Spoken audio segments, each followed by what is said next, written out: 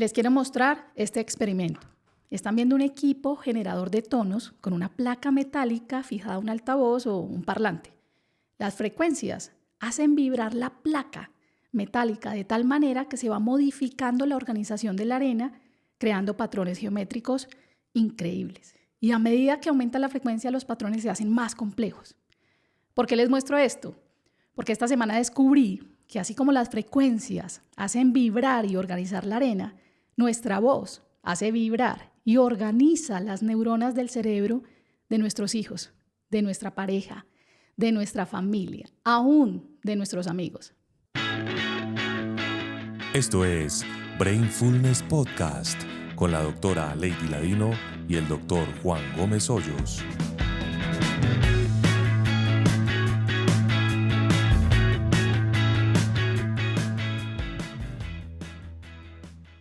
Nikola Tesla fue un genio visionario, nacido en Croacia, que es Europa meridional, y hay algo especial en esta región geográfica que ha dado luz a muchísimos genios. Tesla descubrió muchísimas cosas, pero entre esas la corriente alterna, que es lo que hoy podríamos llamar la corriente eléctrica, la distribución eléctrica moderna. Adivinen de dónde salió inventor.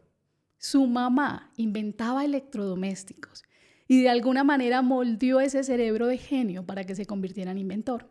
Tesla decía: si quieres descubrir los secretos del universo, piensa en términos de energía, frecuencia y vibración.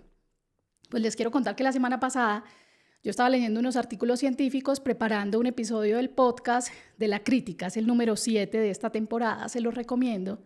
Y leyendo algún artículo científico encontré un texto que decía: los niños expuestos a abuso verbal severo, o sea, no físico, no golpes, solo gritos, malas palabras, reproches, provenientes de sus padres, tienen una alteración en el cerebro. Yo pensé, obvio, pues el cerebro es plástico, claramente esas zonas emocionales, me imaginé yo, se alteran. Pero la sorpresa para mí fue cuando seguí leyendo en el documento científico y decía: el abuso verbal afecta la sustancia gris de la corteza auditiva izquierda. Auditiva es la región del cerebro por donde escuchamos. O sea, estos niños abusados o gritados, decía el artículo, esa parte del cerebro, esa corteza auditiva crece en un 14%. O sea, es tanta la información negativa que tiene que crecer para aprenderla a procesar, pero ojo, se aísla del resto del cerebro. Es como si hubiera tanta toxicidad que tiene que contener el dolor ahí. Se va creando como una isla y los fascículos que conectan normalmente esa área auditiva con otras regiones disminuyen en tamaño. Esto me voló la cabeza porque yo pensé, claro, es que los gritos no entran por los ojos, no entran por la boca, no entran por la piel, entran por los oídos. Pensé en frecuencias, pensé en Nikola Tesla, porque es que nosotros escuchamos por frecuencias, por vibraciones. Dentro del oído interno, en la cóclea, ya en el oído interno, tenemos unas celulitas que tienen unos cilios que perciben las vibraciones. Entonces, claramente va a ser diferente un susurro que un grito, y eso se va a convertir en un impulso eléctrico que entra al cerebro. Inmediatamente me acordé de mi infancia, que realmente nunca habían muchos gritos en mi casa, todo lo contrario, un silencio casi aterrador. Mi papá frecuentemente hacía unos turnos nocturnos en su trabajo y mi mamá era como la guardiana de ese silencio oficial. Entonces todo el tiempo nos estaba callando. Si escuchábamos música nos tenemos que poner audífonos o bajar el volumen, o ella a veces ya cansada decía, bueno, vivíamos en un pueblo, para afuera, hagan bulla en otro lado. Yo me iba feliz a jugar con mis amiguitos, pero cuando reflexiono hoy me doy cuenta que el ruido muy intenso me abruma, que no me gusta estudiar con música, que prefiero el silencio, que me cuestan los ruidos intensos. Y empecé a pensar, ¿será posible que las regiones cerebrales auditivas de mi cerebro se moldearon o cambiaron por ese silencio forzoso de mi infancia? Y pensé, ¿qué pasa con otros estímulos? ¿Qué pasa cuando alguien, por ejemplo, un niño ve abuso físico, ve violencia, ve asesinatos, ve cosas aterradoras? Y empecé a buscar en la evidencia científica diferentes tipos de crianzas y lo que generaban en el cerebro, diferentes tipos, el amor versus el abuso, qué iba pasando en nuestro cerebro, y encontré de todo. Cosas aterradoras, tristes, miedosas, pero también absolutamente interesantes, porque cada acto que tenemos con nuestros hijos y con estas personas, ese círculo íntimo, esos más cercanos, moldea el cerebro del otro, ¿sí? Cada acto de amor o de violencia. Entonces, cuando los niños no son gritados y no son golpeados, pero ven el abuso físico, o sea, presencian violencia doméstica, digamos, por decir algo, un papá abusador que golpea a la mamá, que golpea a los hermanos y observa esto, claramente se empiezan a alterar zonas del cerebro. ¿Cuáles? Pues las que reciben la información visual, es decir, la corteza occipital. Y algo interesante encontré en este otro artículo, y es que ocurre especialmente entre los 11 y 13 años. Porque esa es la etapa en donde se están desarrollando estas regiones del cerebro. Y otra cosa que encontré, una palabra nueva que aprendí, que se llamaba el apego hostil. ¿Qué significa eso? Es muy frecuente, yo siento, en Latinoamérica. Ese papá o mamá que son cariñosos, que dicen yo te amo y que hay abrazos ocasionales, pero también si la embarraste te levanto y te pego, te levanto a golpes. Este apego es el peor porque altera múltiples áreas emocionales. Para un niño es importante, para ese cerebro del niño, entender que el sitio donde vive es seguro, que el mundo de él es seguro, ¿sí? Entonces, lo que el niño va a entender cuando lo aman y lo besan, pero también le pegan, es que la culpa no es del papá, que el mundo es normal, que esa es la normalidad, que la culpa es de él, que él cometió un error, que merece ser golpeado. Y esto me pareció impresionante. Cuando empecé a leer cada uno de los estudios científicos, habían múltiples. Yo creo que podríamos hacer un mapa del cerebro en donde podemos decir cada área del cerebro que es afectada más o menos por cada tipo de maltrato, por cada tipo de abuso, con unas edades específicas en donde este ocurre. Y ojo, el tipo de enfermedad mental que esto podría producir en el futuro. Por ejemplo, los bebés que son separados de sus madres, por ejemplo, en situaciones extremas de guerra, de violencia, o en una madre que por alguna razón no está emocionalmente disponible, una madre que está enferma, que está deprimida, cuando los separan, lo más afectado es el hipocampo. Y ese hipocampo se hace pequeñito, se aísla, no crece lo suficiente y tiene más riesgo de depresión cuando sea un adulto. En cambio, si hay un abuso físico en la adolescencia, el prefrontal, que es el que se está empezando a desarrollar en esa época, se altera y hay más riesgo de adicción a pantallas, a redes sociales, a sustancias, cualquier tipo de adicción. Y la amígdala cerebral, de la que siempre hablamos, que es ese centro del miedo que se crece cuando hay ansiedad, crece usualmente cuando hay abuso por negligencia. O sea, ese niño al que no le paran bolas, al que nadie escucha, al que no tiene con quién hablar, porque el papá trabajando, la mamá trabajando, la empleada no lo voltea a mirar. Ese niño ignorado tiene una amígdala gigante. Y por eso es que a veces vemos personas que están enfrentando un reto y están angustiadísimas y uno es como, venga, tranquila, es simplemente una entrevista laboral, no va a pasar nada, si pasas bien, si no también. Y esa persona está que se estalla de cortisol y uno es como, no, póngale actitud, respire profundo, tranquila, vaya y toque la tierra. Esas redes neurales y esa amígdala cerebral está alterada por un abuso que recibió en la infancia. Y hay 2 ejemplos más para terminar la neurobiología que a mí me impactaron mucho porque los he visto en consulta. El primero es el abuso sexual. ¿Les suena familiar que una persona que haya recibido abuso sexual en la infancia le cueste sentir placer en el acto sexual con su pareja? Es decir, por más que ella lo intente y le ponga buena actitud y tenga una pareja amorosa y tenga un matrimonio hermoso y todo lo que queramos, no siente lo mismo, porque esas vías o esas regiones sensitivas de los genitales están alteradas por el abuso que tuvo en la infancia. Y el otro ejemplo es el de los niños con autismo, que los vemos que usualmente tienen unos movimientos de balanceo, como que ellos se mecen. Es un mecanismo de autorregularse, cuando por negligencia en la infancia no fueron mecidos en los brazos de su madre. No los llevaron a un parque, a un columpio, a mecerlos, y no tuvieron ese movimiento y esa regulación. Y el que se altera ahí es el cerebelo, el vermis, que es un centro del equilibrio. Entonces, de alguna manera el cerebro se adapta. Y hay algo interesante porque las enfermedades mentales no son una cuestión de actitud. O sea, hay problemas y alteraciones anatómicas en el cerebro. Cuando vemos un paciente con depresión, el hipocampo está más pequeñito y así con cada enfermedad mental hay alteraciones. Pues esta corriente de investigadores del abuso dicen que no es que el hipocampo esté pequeño y por eso me da depresión, sino que el abuso en la infancia hizo que el hipocampo fuera pequeño y la depresión simplemente es la consecuencia a largo plazo. Y claro, esta teoría es controvertida porque no todas las personas abusadas físicamente o de alguna manera emocionalmente sufren de depresión y no todas, o sea, hay causas genéticas, es mucho más allá, esto es multifactorial, pero está clarísimo que el maltrato infantil aumenta el riesgo de enfermedad mental y el riesgo es un 45%, o sea, 2 de cada niño o adolescentes que vemos con enfermedad mental o con síntomas de enfermedad mental fueron abusados en la infancia, 1 de cada 2, la mitad. Y las estadísticas acá no mienten. Las personas que fueron abusadas física, sexualmente, emocionalmente, con gritos, por negligencia, cualquier tipo de abuso, tienen más riesgo de enfermedades mentales, de depresión, de trastornos de ansiedad, de trastornos de personalidad, de psicosis, de sintomatología suicida. Pero hay algo más que me sorprendió muchísimo y es que no solamente aumenta el riesgo de enfermedades mentales, el abuso se mete en la piel. Las personas abusadas, y hay estadísticas certeras, tienen más riesgo de inflamación, síndrome metabólico, más obesidad, artritis, inflamación de las articulaciones, cardiopatía isquémica, problemas del corazón, cáncer y en general tienen menos esperanza de vida porque en los cromosomas en las punticas hay unos telómeros que se acortan.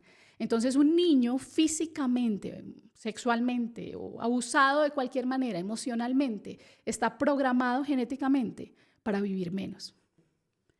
Y siempre que leo estudios científicos, pienso en mi consulta, cuando yo veo pacientes en mi consulta, y me quedé pensando, entonces, ¿cuántas personas de 30, 40, 50, 60 años, yo veo adultos que llegan con enfermedades neurológicas severas, con inflamación, con síndrome metabólico, con todos estos problemas corporales, y están tomando medicamentos para ellos? Lo que realmente tienen es una herida emocional de la infancia que genera una consecuencia. ¿Cuántas de estas personas y de nosotros mismos podríamos sanar si curamos estas heridas de la infancia? Y lo pienso porque en estos días vi una imagen en redes sociales en donde habían 2 peceras. En una pecera estaba un pececito con el agua limpia, se movía normal, y la otra pecera estaba sucia, contaminada, y el pececito se veía enfermo. Y el texto decía, ¿cuántos médicos tratarían a este pececito, el de la pecera sucia, con medicamentos? ¿Y cuántos médicos le dirían que limpie la pecera o simplemente lo sacarían de ese ambiente tóxico? Yo pienso que, y estoy convencida, hay evidencia científica de que en nuestro cuerpo hay multitud de medicamentos que nosotros podemos liberar, que pueden sanar. ¿Sí? Yo lo he visto en mi consulta con pacientes que se pierden durante años y de pronto vuelven a la consulta y yo digo, uy, pasó algo malo, porque me cuentan, doctora, estoy súper bien, me casé, tuve hijos, estoy haciendo ejercicio, estoy comiendo mejor, y yo soy como, ok, estilos de vida, propósito. Nunca volví a sentir un síntoma de la enfermedad, me siento perfecta, y yo empiezo a indagar, ¿qué más pasó? ¿Qué más hiciste? Y siempre pasa algo mágico. Entonces me dicen, perdoné a mi papá, perdoné a mi mamá. Y hay un patrón claro de una herida emocional curada, o sea, cuando el amor y el perdón cambian por completo la vida de una persona e incluso los sanan de ciertas enfermedades. Y es que así como el abuso es invisible a nuestros ojos, ¿cierto? Son frecuencias, el amor también es invisible. O sea, nadie puede ver las frecuencias eléctricas cerebrales o cardíacas de un abrazo, de un te quiero, las vibraciones de las neuronas cuando le estamos susurrando en la noche algo a los hijos. Nadie ve cómo aumenta la oxitocina cuando el papá juega con el niño, cómo se aumentan de manera simultánea y cómo el cortisol se reduce. Nadie ve cómo el cerebro se enciende o se apaga en ciertas áreas cuando estamos mirando a alguien a los ojos, prestándole atención, y cómo todas las células del cuerpo se restauran. O sea, esto no se queda en el cerebro, esto es algo corporal. Es como volver al diseño original, cuando somos amados y cuando amamos. Si nosotros pudiéramos ver el color o el olor de un abrazo, abrazaríamos más, porque nos cuesta tanto creer en el amor. Y es complejo porque en esta sociedad moderna las personas no creen en todo, o sea, somos muy escépticos, pero hay algo que usamos a diario y es el Wi-Fi, y es invisible a nuestros ojos. Pero a donde llegamos, nos conectamos y vamos a un sitio, viajamos, lo primero que pedimos es el Wi-Fi. Si alguien llega a nuestra casa, lo primero que le damos es el Wi-Fi y lo usamos todo el tiempo, ¿sí? Aunque sea invisible a nuestros ojos. Yo hoy les quiero contar, padres, que nuestra relación con los hijos, buena, mala, bonita o fea, todo lo que hacemos con ellos cada día está moldeando la organización de las neuronas en su cerebro y esto va a determinar el neurodesarrollo.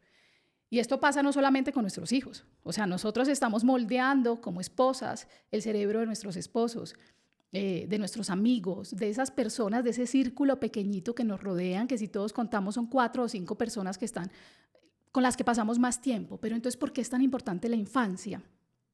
La infancia es la base, es el fundamento. No sé si han escuchado esta nueva moda del club de las 5 de la mañana. Hay una cantidad de autores, está Robin Sharma, con este libro del Club de las 5 de la mañana, que son bestseller internacional y todo el mundo lo quiere leer y levantarse a las 5 de la mañana.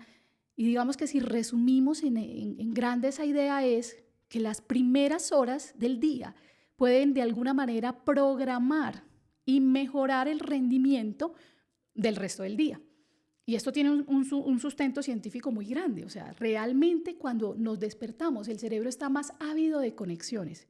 Y lo que hacemos esos primeros minutos, horas, 5, 6, 7, a las 8, del que se levanta a las 8, va a programarnos mental, física, químicamente, hormonalmente. Eso está demostrado. De la misma manera, en la infancia, son los primeros años, es ese fundamento en donde vamos a programar qué ocurre con ese cerebro y con ese cuerpo en la adultez.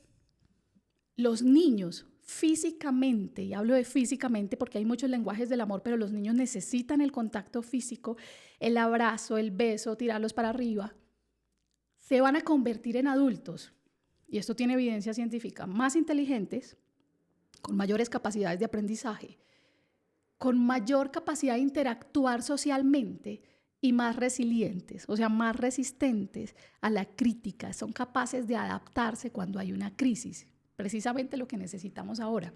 El amor construye cerebro y esa frase me encanta porque es literal.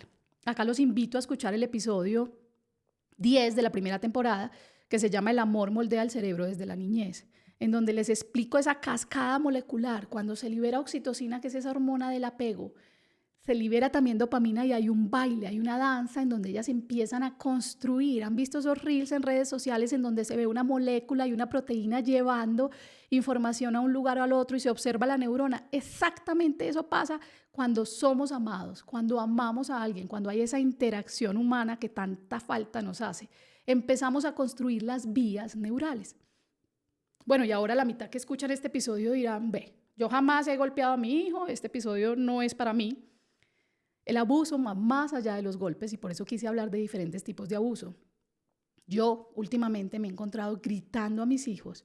Estoy levantando más temprano, llega la noche, estoy cansada y los grito, pierdo la paciencia y cuando empecé a estudiar este tema me quedé como wow. O sea, llevo semanas tratando de mejorar y tratando de regular mis emociones para no gritarlos porque no hay ninguna necesidad. La otra mitad que escuchan dirán, bueno, oficialmente mis hijos están arruinados según todo lo que acaban de decir, o sea, le di 1000 pelas, le he gritado, le he pegado, nada que hacer. Las buenas noticias es que esto es reversible. Cuando el abuso ocurre, oigan, porque va a ocurrir, no somos papás perfectos. Tenemos que empezar a reparar y reparar es posible porque el cerebro y el cuerpo de nosotros es plástico, puede cambiar en el tiempo. Y acá quiero parafrasear a una mujer que admiro mucho que se llama Rebecca Kennedy, conocida como Becky Kennedy. Es una psicóloga americana experta en crianza. Y ella dice lo que acabo de contar. O sea, todos vamos a cometer errores como papás. Ella tiene 3 hijos. No se trata de ser perfectos, se trata de ser buenos en reparar. Y eso no significa pues que yo la voy a embarrar porque ya aprendí a reparar, no. Y voy a poner un ejemplo, cuando yo grito a mis niños en la noche, que ya vamos a cepillarnos los dientes, es la rutina del sueño, vamos a acostarnos a dormir, dormite. Si yo hice el grito, y yo ya sé que está mal, lo primero que tengo que tener es compasión conmigo. O sea, un acto como gritar no me define como mamá. O sea, yo soy una buena madre, gritar no estuvo bien, pero yo soy una buena madre, porque a veces también nos damos látigo. No, o sea, yo soy una buena madre, la embarré. Tengo que reconocerlo y perdonarme y decir, ok, regular mis emociones, y eso es lo que a mí más me cuesta, respirar profundo porque estoy furiosa. Y cuando ya estoy calmada, ir a ellos, ir a su nivel, bajarme a su nivel, dependiendo de la edad que tengan, y aunque sean pequeños, explicarles, ve, te grité, eso no está bien, tú no mereces que te griten, en esta casa no gritamos, me dio rabia, no me hiciste caso, me salí de mis cabales, en fin, explicarle a él como si él fuera un adulto. Ellos entienden mucho más de lo que uno cree y decirle, discúlpame, estoy trabajando en eso, no voy a volver a hacerlo, no quiero volverte a gritar, estuvo mal. ¿Sí? Esto es una disculpa real abre la herida porque ese niño se sintió mal o se asustó y dijo, uy, mamá me va a pegar, algo va a pasar, y esa sensación es la que tenemos que reparar. O sea, esos 15 segunditos o 20 segunditos o un minuto que yo me pueda demorar poniéndome al nivel de él y diciéndole, discúlpame, va a tener un impacto eterno, porque esto va a cambiar generaciones, o sea, esto va a aliviar su corazón y su mente. Él no va a decir, esto es lo normal, a mí me pueden gritar, voy a salir a la calle y alguien me va a gritar y es normal que me griten y yo lo voy a aceptar, ¿no? Y él va a entender además que todos cometemos errores. Mamá cometió un error. Mamá lo reconoce, pero toma responsabilidad de él. O sea, él va a entender que él también podría cometer errores a futuro, pero que hay que poner la cara y pedir disculpas. Finalmente, el amor se reduce a eso, a prestar atención, o sea, mirar a los hijos a los ojos, en esta generación tan ocupada que vivimos, mirarlo a los ojos, escuchar lo que me está diciendo, ponerme a su nivel, que se sienta seguro, esa sensación de seguridad de yo voy a decir algo y no me van a gritar, no me van a golpear, yo puedo opinar, o sea, yo puedo levantar mi voz, este es un ambiente seguro, y conectar. Eso precisamente es el amor. Y yo leía algo sobre la edad preescolar que es especialmente sensible, ahí especialmente son vulnerables.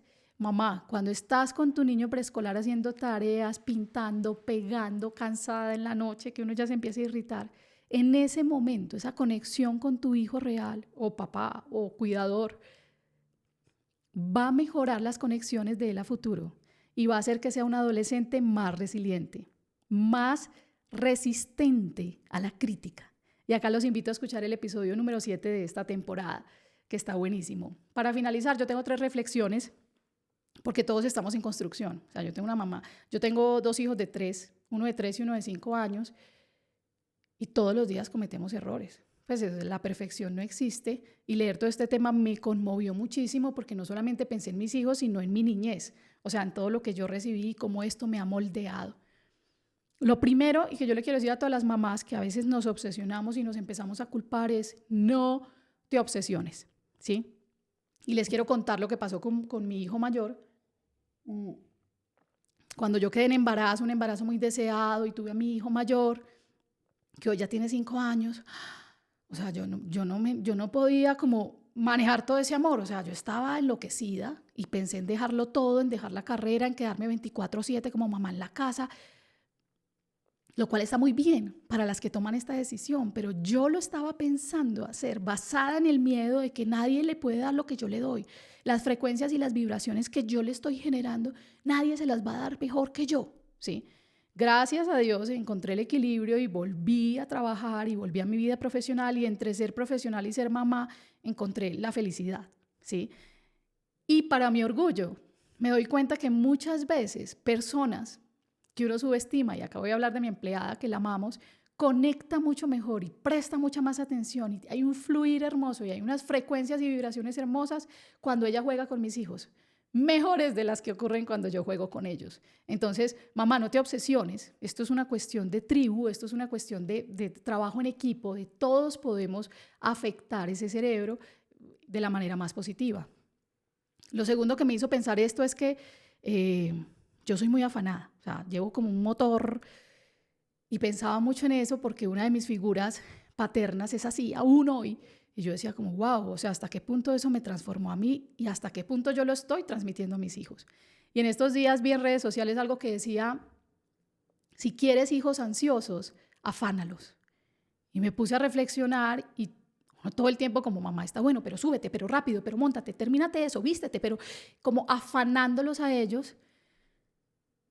Y me parece loco porque los hijos precisamente son ese regalo y esa oportunidad de alguien que va al ritmo que debe ir, porque los niños respiran lento, se quedan mirando al horizonte, están comiendo y paran de comer y se quedan embobados con un pensamiento. O sea, ellos analizan, ellos meditan, o sea, son el mejor coach que podemos tener en la vida. ¿Por qué no nosotros bajarnos a las frecuencias en que ellos van? ¿Y qué pasa si se quedan 10 minutos más en el parque? ¿Y qué pasa si llegamos tarde? ¿Y qué pasa si nos desviamos de la ruta y no hacemos lo que íbamos a hacer? O sea, estar más en el presente y más lento gracias a ellos. Y los que no tienen hijos, yo siento algo similar con mis mascotas, y es que cuando salgo con ellos a caminar, ellos se toman el tiempo de oler la flor, de hacer el chichi, o sea, no hay afán. Un perro no va afanado, un perro va feliz, va en el tiempo presente. Y lo último es que todo esto suena muy bonito, pero hay que conservar el equilibrio. Y muchas veces no es fácil. Me acuerdo hace por allá 7 años, cuando nosotros no teníamos hijos y tenemos una pareja de amigos, estábamos en una piscina y una mamá estaba con su hija de más o menos en esa época 5 años, y la niña le dijo como, mamá, caballito, y ella como, no, yo no sé cómo le jaló el pelo, ya sabes que no me gusta que me toques el pelo. Y otra cosa, no, y yo como que me traumaticé, o sea, yo vi eso y yo dije, wow, 3 no consecutivos en menos de 2 minutos a una niña de 5 años, algo pasa. Y yo, claro, sin hijos, deseosa de tenerlos, me fui con la niña a jugar caballito y todo eso. Ahora que soy mamá, el juicio que tuve en ese momento se convirtió en empatía, porque me di cuenta que cambian las prioridades. O sea, que jugar a caballito todo el día o las horas que ellos quieran no es necesariamente lo que ellos necesitan. Y yo sí tengo que poner límites respetuosos, porque yo como mamá, que los voy a ayudar, y esto aplica para todas las relaciones, debo estar bien. Sí, yo no me puedo permitir sentirme mal o incómoda para que el otro se sienta bien. Y ese juicio, que ahora es empatía, también se convierte en admiración, porque para mí es admirable aprender a decir que no, y lo estoy empezando a aprender apenas a mis 40 años, no solamente en la relación con mis hijos, que es la que más me cuesta, o sea, si no les compro, no les subo, no les llevo, sino con el mundo entero. ¿Sí? Aprender a decir no, ese límite respetuoso, es completamente sano. Si tú no tienes hijos y no quieres tener, o ya no tuviste hijos, este episodio también es para ti. Piensa en tu infancia, vuelve a esa relación con tus padres o cuidadores como lo hice yo, y hazte la pregunta, ¿fui abusado? ¿De alguna manera me abusaron? Porque siempre podemos sanar, y la clave está en el perdón. Si yo no perdono, estoy conectada para siempre con el abusador, ¿sí? Perdonar es soltar, dejar ir, para poder sanar esas heridas. Ahora, si tus hijos ya son adultos y vos tenés 60 años y estás escuchando este episodio, siempre podemos volver a conectar, siempre podemos hacer una llamada, siempre podemos hacer una visita, siempre podemos perdonar a esos hijos, porque es que esa relación es supremamente compleja. Y perdonar no es fácil. Se requiere un esfuerzo físico, mental, yo diría espiritual, pero es sanador. Y todo este episodio me hace pensar en ese moldeado de las vasijas de barro que hace nuestro Padre Celestial con nosotros. O sea, cómo va determinando la manera. Y siento que tenemos esa capacidad creadora, por ser hijos del Creador, de moldear al otro. Si esta información fue valiosa para ti, compártela con tu familia y con tus amigos. Los invitamos a seguirnos en los enlaces de la descripción. Nos vemos el próximo episodio.